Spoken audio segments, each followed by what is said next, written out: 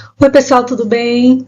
Eu sou a professora Gisele Shaw, da Univasf, e nós vamos discutir hoje os pressupostos epistemológicos docentes sobre a natureza da ciência. O que é que os professores pensam sobre como o conhecimento científico surge, como ele é produzido, quem são cientistas e o que é ciência? Primeiro, vários estudos têm mostrado que o ensino disseminado em vários espaços escolares, sejam eles escolas, sejam eles universidades, instituições de ensino superior, tem mostrado uma visão muito errônea, muito inadequada sobre ciência e sobre o funcionamento da ciência.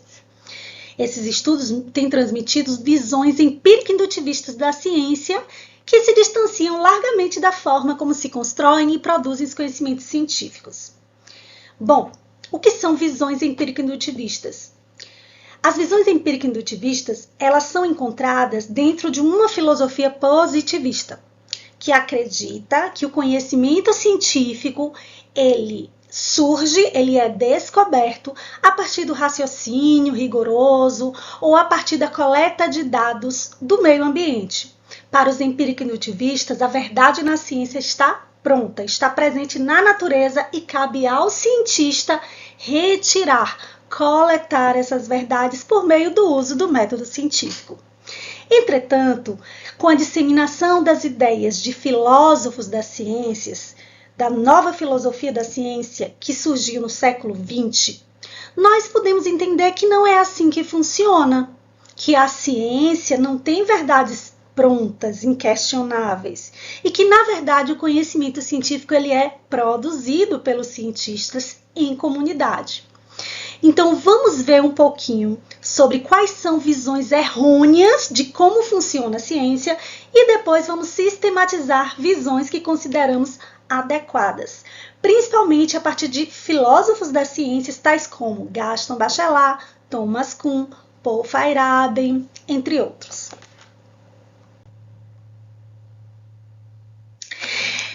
As investigações como essas, que perceberam que vários professores têm visões inadequadas e transmitem essas visões inadequadas, mostraram que isso é um dos grandes entraves às renovações no ensino de ciências, nas renovações na área da didática das ciências.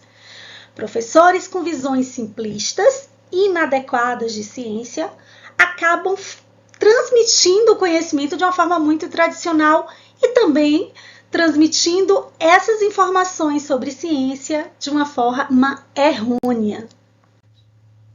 Quais são essas visões deformadas? Primeiro, concepções empírico-indutivistas e ateóricas.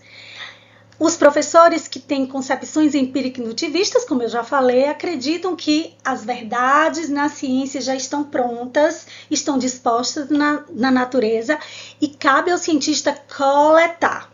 Então, esses cientistas desconsideram que na produção de conhecimento científico existem teorias nas quais se baseiam esse processo de produção do conhecimento, que os próprios cientistas, eles têm suas epistemologias pessoais, suas crenças, que são discutidas no âmbito das comunidades científicas.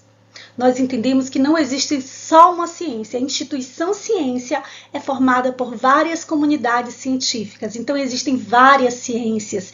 Ciências biológicas, ciências químicas, ciências médicas, entre muitas outras. Não existe só um método, já que existem tantas comunidades, tantos objetos do conhecimento. Precisamos considerar que para a produção de todo o conhecimento científico, as teorias são muito importantes e que as verdades não estão prontas na natureza, mas elas são construídas.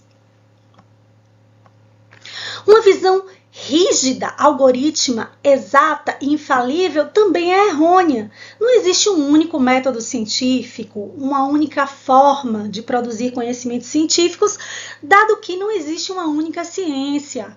Cada ciência, cada comunidade científica, ela usa dos métodos, das técnicas, das ferramentas necessárias para investigar o seu objeto de pesquisa. E temos objetos de pesquisa de mais variados modos. Por exemplo, objetos de pesquisa da sociologia, de como aqueles grupos sociais vivem e os interesses que estão por detrás são diferentes dos objetos do conhecimento da biologia, das ciências biológicas, como, por exemplo, as relações entre os seres vivos, ou como, por exemplo, o estudo de moléculas que existem, por exemplo, no corpo humano. Né? Então, para esses estudos tão diferenciados, são necessários métodos diferenciados, então caminhos diferentes de pesquisa. Então, a gente não pode pensar que exista só um método científico e ter essa visão rígida, algorítmica, infalível e exata. Uma outra visão errônea é uma visão aproblemática e ahistórica, portanto, dogmática e fechada do funcionamento da ciência. Em todo o período histórico em que foram investigados conhecimentos científicos, em que foram produzidos conhecimentos científicos, em todos esses momentos históricos, existiam contextos por detrás, contextos sociais, políticos, econômicos, interesses de grupos, interesses políticos, interesses pessoais. Então, não podemos desconsiderar todos os contextos que interferem na produção do conhecimento científico. Logo, nós temos que entender a produção da ciência dentro do seu contexto específico. Uma outra visão errônea é uma visão exclusivamente analítica da ciência. A gente tem que entender que o conhecimento científico, os diversos tipos de conhecimento produzido, eles não são separados, eles não estão dispersos, mas eles são integrados, e eles precisam ser integrados, porque apesar de, a partir do século XIX principalmente, nós termos dividido os estudos, os conhecimentos a nível de universidade, a nível de ciências, para poder pesquisar melhor esses objetos do conhecimento, é importante entender que nós vivemos numa realidade em que esses conhecimentos eles se integram, eles se conectam. Às vezes, para poder avançar estudos em uma determinada ciência, é preciso que se avance estudos em outra ciência, né? Por exemplo, boa parte do conhecimento científico ele é comprovado por meio da matemática. Se não há avanços na matemática, talvez sejam necessários esses avanços para que se progridam outras ciências. A química e a biologia, em diversos momentos históricos, também estiveram muito interrelacionados. Então, é importante pensar no conhecimento científico como um corpus integrado de conhecimentos. Também é errônea uma visão acumulativa de crescimento linear, como se, no decorrer da história, um conhecimento posterior sempre fosse mais importante do que um conhecimento anterior. Mas isso não acontece. Em cada período histórico, nós trabalhamos com as limitações e com as possibilidades daquele período, de acordo com o contexto em que aquele cientista está inserido. Às vezes, por falta de financiamento, um cientista não consegue avançar nos seus estudos. Ou, às vezes, por falta de determinada tecnologia na época. Então, não existe uma acumulação de conhecimentos, mas sim existe o aprofundamento, existem novas visões, existem às vezes uma ruptura completa de paradigmas para que surjam novos problemas ou novas ideias completamente diferentes das ideias anteriores. Então não é possível pensar num crescimento linear do conhecimento científico, dado que existem paradigmas completamente diversos, que atendem a partes, a dimensões diferentes, às vezes, do mesmo objeto de conhecimento. Então, por exemplo, na física, nós temos a mecânica, que dá conta de todo esse mundo macro, praticamente, das relações entre os fenômenos, entre os movimentos, mas, ao mesmo tempo, nós temos outras físicas. Por exemplo, a teoria da relatividade de Einstein, que dá conta de outras questões da física. Né? Então, a gente tem que entender que há muita complexidade e que esses conhecimentos eles não são acumulativos e complementares, né? Nem complementares. Uma outra questão que nós precisamos pensar e negar é uma visão individualista e elitista. Pensar que cientistas são grandes gênios, são pessoas iluminadas, que vivem em lugares muito obscuros e distantes e que não fazem parte da sociedade. Cientistas são pessoas como todas as outras, que dedicam suas vidas a pesquisas e a estudos. Em alguns países há grandes investimentos na ciência, logo há grandes investimentos também nos cientistas. No Brasil, grande parte da ciência é produzida no interior das universidades. Por quem? Quem são esses cientistas? São professores das universidades, que não recebem geralmente investimentos para que ele faça aquela pesquisa, ou ele precisa concorrer em editais para tentar conseguir financiamento para sua pesquisa. Então, no Brasil, a gente não vê esse grande investimento na ciência, então esses cientistas são pessoas como todos nós. Em outros países, apesar de também receberem financiamento, eles também são pessoas comuns, né? Então, a gente não pode ter essa visão deturpada de cientista. E nem pensar que a ciência é neutra, porque a ciência depende de contextos, de questões políticas, econômicas. Viram como estudos sobre a Covid avançaram nos últimos tempos? Será que não houveram diversos motivos por detrás? Pense nisso. Vamos considerar algumas características que são essenciais do trabalho científico. Por exemplo, recusar a ideia de método, que só existe um método, existem vários métodos científicos. Recusar o empirismo, que acha que os conhecimentos são resultados da inferência indutiva a partir de dados puros. Não, os conhecimentos, eles nem estão prontos na natureza e nem eles são descobertos por meio de dados neutros. Não, na ciência existem várias influências, os conhecimentos são produzidos a partir de interpretações humanas com base em teorias. Também precisamos compreender e buscar uma coerência global entre os corpos de conhecimento, né? É preciso duvidar sistematicamente daquilo que a gente pesquisa e dos resultados obtidos. A gente precisa dar mecanismos para que a nossa pesquisa seja testada e testada mais uma vez. De acordo com Karl Popper, não existem verdades na ciência, existem conjecturas, ou seja, verdades provisórias. E é preciso que o cientista ele falseie as suas hipóteses, ou seja, tente de todas as formas tentar verificar se elas não estão erradas, ao invés de tentar verificar se elas estão certas, porque há uma tendência do indivíduo de querer validar suas hipóteses. Isso não é bom, a gente tem que buscar a neutralidade, apesar de a neutralidade completa não existir. E temos que destacar o papel atribuído pela investigação ao pensamento divergente.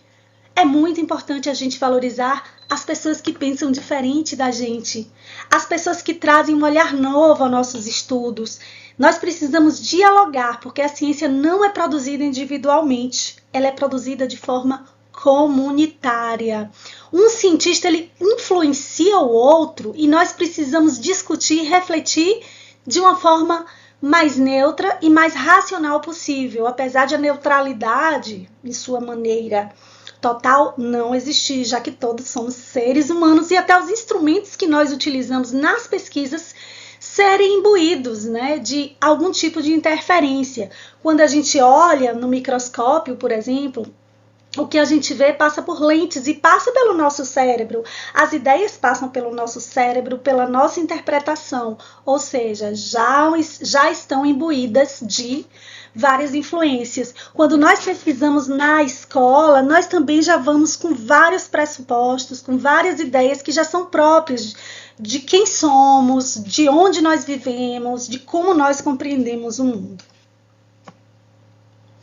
Precisamos compreender o caráter social do desenvolvimento científico, né, para que a investigação cada vez mais dê resposta a questões colocadas pelas instituições. Nós precisamos buscar compreender a importância da ciência para o mundo, agir de forma ética e entender todas as influências que estão implicadas dentro do processo de produção do conhecimento científico. Diante dessas ideias interessantes sobre como funciona a ciência, como devemos entendê-la e como não devemos entendê-la, existem algumas contribuições em relação a isso, que é buscar trabalhar um ensino mais investigativo, um ensino que priorize a aprendizagem do estudante e não o professor, e não o próprio estudante, e não somente o conteúdo, mas a aprendizagem dele, o pensamento, a reflexão, tentar valorizar as ideias prévias que esse estudante tem e a partir dessas ideias levá-los a refletir e a confrontar os seus conhecimentos com situações que lhe façam pensar. Então, para isso, a gente precisa trabalhar a resolução de problemas, situações investigativas, que tragam sentido ao estudo, que estejam relacionados ao mundo em que vivemos, para que realmente o estudante se motive, se interesse e queira participar. Precisamos incentivar o estudante a buscar respostas, possíveis respostas, ou seja, hipóteses, às suas perguntas, para que a gente não fique simplesmente transmitindo e dando verdades prontas, já que entendemos que a natureza não existem verdades prontas. Então, a gente precisa estimular o nosso estudante a buscar o conhecimento. Também precisamos incentivar os nossos estudantes a buscar estratégias para verificar as possibilidades de respostas aos problemas em que eles estão investigando. Para isso, a gente precisa incentivá-los a pensar como eu posso testar essa pergunta, como eu posso testar essas possíveis soluções, para ver se elas são verdadeiras ou não. Prover análise atenta dos resultados, ensinar nosso estudante a pensar, a usar a reflexão, a usar o pensamento. Durante muito tempo na escola, esse estudante provavelmente passou por situações em que ele simplesmente ouvia e reproduzia o que o professor dizia, ou lia o livro didático e acreditava piamente em tudo. Precisamos treinar os nossos estudantes a refletir, a pensar, a questionar e a duvidar. Considerar perspectivas interdisciplinares, pensar que existe um corpus integrado de conhecimentos, então conhecimentos de várias disciplinas podem ser articulados e podem trazer diferentes visões para o mesmo problema. Também precisamos integrar esses conhecimentos e levar os estudantes a socializar os resultados de seus estudos, suas pesquisas, seus trabalhos, de modo a valorizar o pensamento, a valorizar o estudante, a valorizar a construção do conhecimento. De acordo com Gaston Bachelard, todo conhecimento é uma resposta a uma pergunta. Então, vamos incentivar os nossos estudantes a construir conhecimentos a partir da ideia de que eles precisam buscar suas próprias perguntas. Esse aí é o meu canal pessoal do YouTube. Esse é o meu Instagram. No YouTube, meu canal institucional é Gisele Chau. Gisele Soares Lemos Chau. Pelo meu nome vocês conseguem me encontrar. Mas o meu canal pessoal é o Gichau, tá bom? Muito bom estar aqui com vocês. Espero que vocês reflitam, principalmente com os textos que eu coloquei aí no espaço, para que vocês estudem e a gente possa fazer discussões. Dúvidas, coloquem aí no nosso fórum, tá bom? Beijinho e até mais!